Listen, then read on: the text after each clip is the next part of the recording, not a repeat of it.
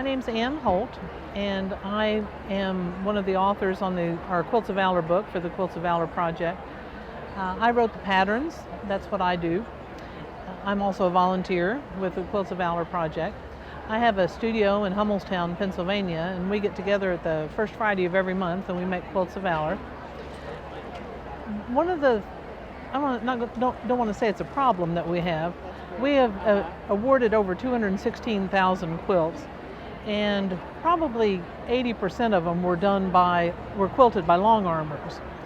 And we have a great need for quilts, and we need to finish quilts faster and maybe take a little bit of the pressure off of the long armers.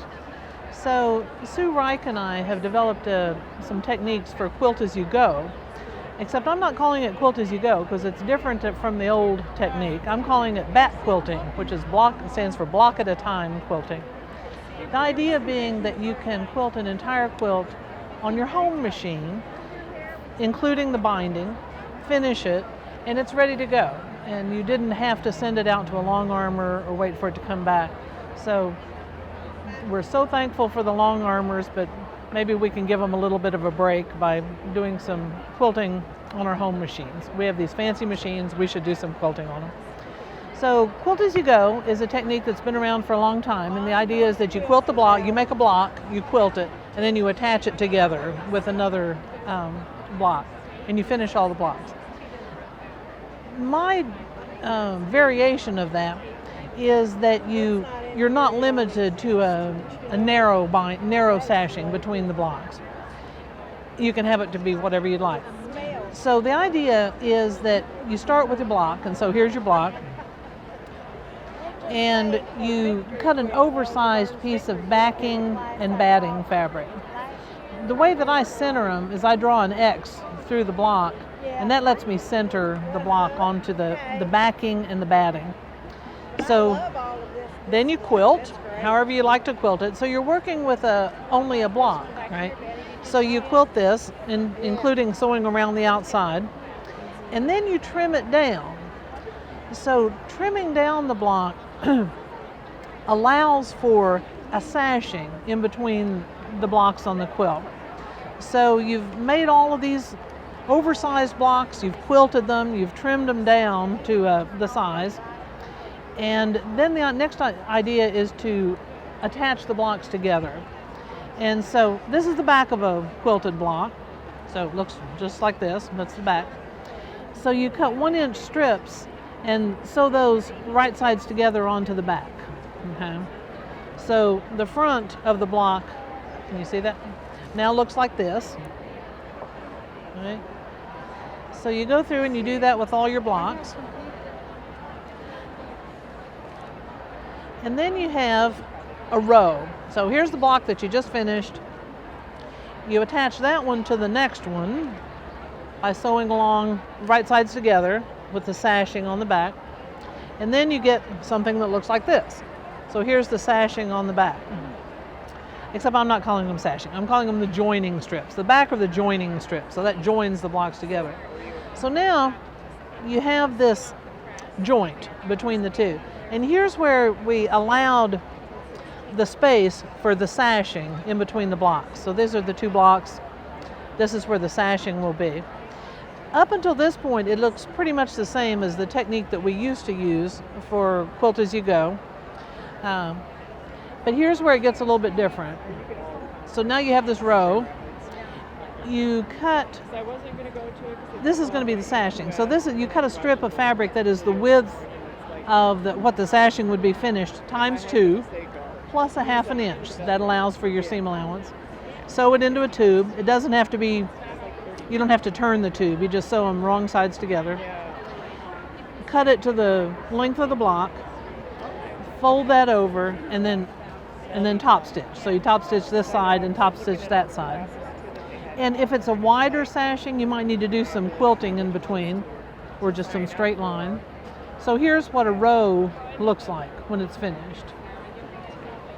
So the row across the quilt looks like that. All right. You do that for all the rows that are going to be in the quilt. So here's a row and here's a row. And then it's time to attach this row to that row. So the same thing. You join this, you join this row to this row with this joining strip across the back, right? And then when you come around to the front, you'll see that, again, you have this joint in between that is the width of the sashing. So another tube, same as these, top stitch that down and then top stitch that down. And now you've finished, and you do some quilting if you want, and you've finished the rows. You've attached the rows together. The last step is, it's called a sash border, so it's wider than binding, but it's maybe not as quite as wide as the sashing itself.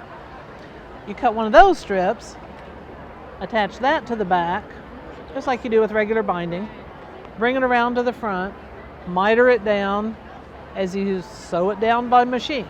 So now you've bound the quilt. It's ready, it's done, it's ready to go.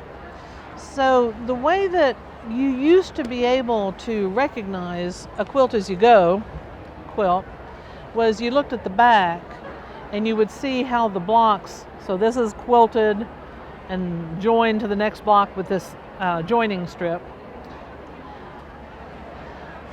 But this technique, I use the same fabric for the backing and for the joining strips, and you will not be able to see it. If you use a busy fabric, you will not be able to see the joints between the blocks. Right?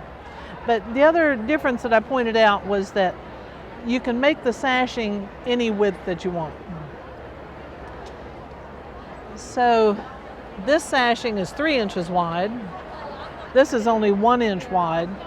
So you can make these sashing strips any size that you want. So here's this block joined to this block. Here's this row joined to that row. So you can put together a whole quilt that way. If you want to learn more about this technique and learn how to do, how big of a block can you make, how much do you need to leave for the oversize, the specific math of it, you can stop by the booth at all the quilts, the AQS shows. We'll be at those for the rest of the year. Or you can send me an email or go to my website and I will help you with the measurements. I'll give you a worksheet for how you figure out, depending on what size block you're doing, what size sashing to cut and backing, batting squares and all that. So thank you for trying this technique. I think that you'll find that you'll be able to make quilts all yourself on your home machine, and that will speed along our awarding of quilts to veterans. So thank you.